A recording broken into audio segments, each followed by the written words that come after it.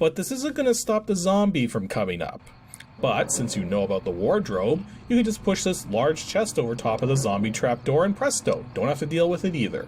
But this leads into a gripe I have with this game, and the main reason why I was saving like a lunatic while playing through this. It is 100% impossible to beat this game without knowing ahead of time what you're going to encounter. Remember, this is my first time playing the game, and a first-time player who starts with Edward is not going to know about moving the wardrobe. And even if you start as Emily to get that tip, you're not going to have moved the chest because it's even less obvious that you need to do so. Now, you could just fight those monsters off, so it's not really that bad. But just down the stairs, you reach a hallway, and while your character walked through this hallway just fine to get up to the loft, attempting to walk through it again results in your instant demise. Now, if there were only a few moments like this throughout the game, I wouldn't be too upset. But I'd say like 90% of the rooms in this game have traps like this, where if you don't know what's coming and how to deal with it, you're dead. Took our sweet ass Picked time up a setting vase, up enough, attacked by a monster, managed to hop dead. over the Colorado Went into a and storeroom, attack before attacked things by a were settled. zombie, dead. Walked up There's to a no ghost, guys due transforms west. into a Just spinning look for orb the demon big from lizard. hell, They got some dead. decent supplies and a Picked up place to some stay. arrows from a The statue, 188's assaulted by north on tiny the spiders, 95. dead. Good for all kinds of Walks trade. down a corridor, Not much south attacked on with 95 unless you heat-seeking turn west on axes from a 164 to painting, Newton. dead. Right off the rail line. Reading a freaking Nope, book. I'm just the only ranger Dead. around. So yeah, this game does not play fair, and it doesn't really expect the player to play fair either, all things considered. That's why you want to save frequently. However, there are some bits and pieces of mercy in how the game functions. For starters, as mentioned before, enemies are incapable of leaving the rooms they spawn in, with the exception of those orb demons. Thus, if you're not sure how to deal with something, or don't want to deal with it, you can just run away and you're fine. In fact, many enemies don't have reliable means of defeat, like this purple plant thing in the bathroom. So running away is absolutely a viable option, or in some cases, stunning an opponent with an attack and doing what you want to do in the room before they have a chance to recover, provided the enemy is even susceptible to attacks. The game's also fairly generous in terms of maximums, in that there aren't any. Well, save for your inventory space. Your inventory in this game is limited by weight instead of by quantity of items, as the game has weight values attached to every item, but never actually reveals those weight values to you. Thus, the more heavy and large stuff you're carrying, the fewer items you'll be able to carry overall. But there's no maximums for everything else, so whenever you find some health flasks or bullets for your guns or oil for your lamp, just use it. There's absolutely no good reason to save any of it. In fact, don't save the empties either. Yeah, when you use up oil cans and health flasks, they still remain in your inventory. So, you gotta find a good place to drop them. And once I figured out I didn't need this stuff, I just started making piles of junk in corners. Hey developers, really could have used a better place to store my junk. The puzzles don't stop with the loft either. When I first got to the dining room, I ended up trying to kill all of these zombies the hard way, with knife slaps.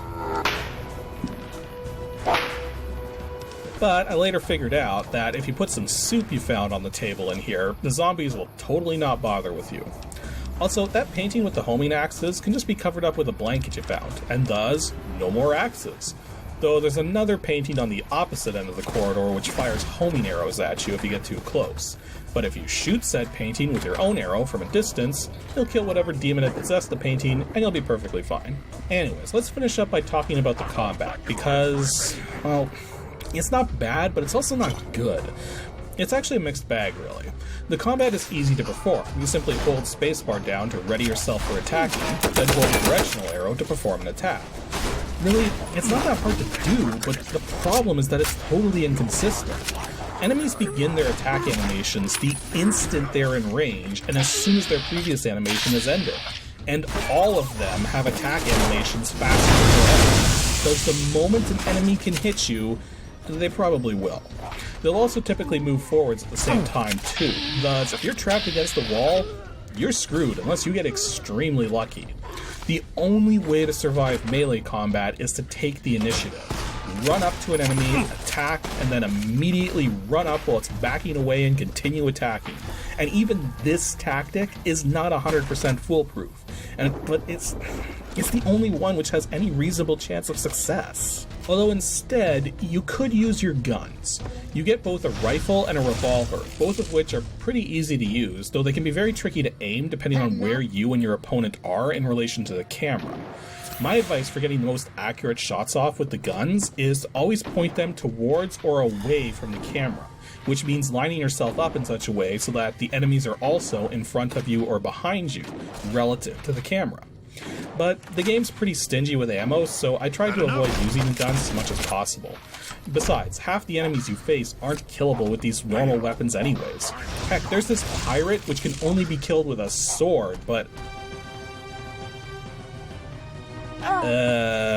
Okay, so I should probably address that the game is pretty resilient to unwinnable states.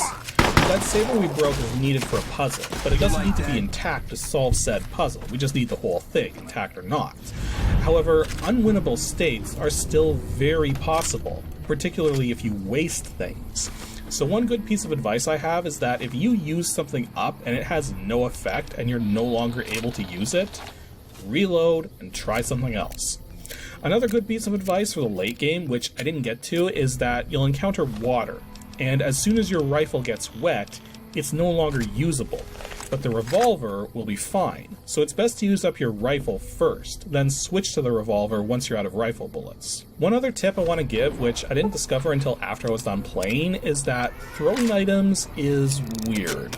Many items give both a throw and a drop command, and in practice, they both tend to do the same thing, just drops an item on the ground. But what I found out later on is that if an item has a special purpose when thrown, you'll actually see it fly across the room instead of just drop straight to the ground. So if you're trying to figure out which purposes particular items may serve, throwing them can actually be a good way to figure it out. The last thing to mention is that the very late game segments introduce platforming, along with a jump command and the ability to jump 3 different distances depending on if you're standing still, walking, or running when you jump. Again, I didn't get this far, so I didn't get to experience it, but given what we've seen of the camera angles and everything, I'm going to go out on a limb and say that those sections are probably not good. Rhythm of far-off drums. Overall, Alone in the Dark is clunky and inconsistent, but really, those are the only negative things I have to say about it. The game definitely invokes a chilling atmosphere despite the low polygon counts and colorful graphics, thanks in part to the music and to how dangerous everything in this mansion is. Although by today's standards, this is definitely a very tame game as far as the spooks are concerned. You'll even notice the lack of a violence warning for this video, since if there is any graphic violence, I didn't get far enough to experience any of it. This is a must-play for fans of the survival horror genre, and even people into more action-driven inventory adventure titles will probably get a kick out of it too. But if neither of those appeal to you, then there's nothing here for you. Now, something I find curious is that this is one of those games which is timed properly in most circumstances, but has a few instances of poor timing. Any moment when the 3D engine is running, the gameplay will run at its proper speed and at as high a frame rate as it can muster. But anytime the 3D engine is not running, a higher frame rate will in turn speed up the game's processing, which can make certain aspects run way too fast. Now the GOG release sets a fixed cycles count of 11,000, and that's actually a pretty good compromise between a consistently high frame rate and having the non-3D stuff timed out properly. The GOG release sets a bunch of other things too, which are totally unnecessary. Just worry about the cycles count, and you're good to go. Anywho, that's all for today's episode of Ancient DOS Games. I'm going to need an extra week to tackle the final episode of Season 5, episode 250, so it'll be going up on Saturday, October 20th, and we're going to be taking a look at something pretty epic. Initially left unrivaled, only for things like ZZT and Megazooks to completely eclipse it in the long run. Now, since this is a season finale, all correct guesses sent in will make the credits. So be sure to send your guess to adg@pixelships.com, and stay tuned as we dive into something I've been wanting to talk about ever since I started this series.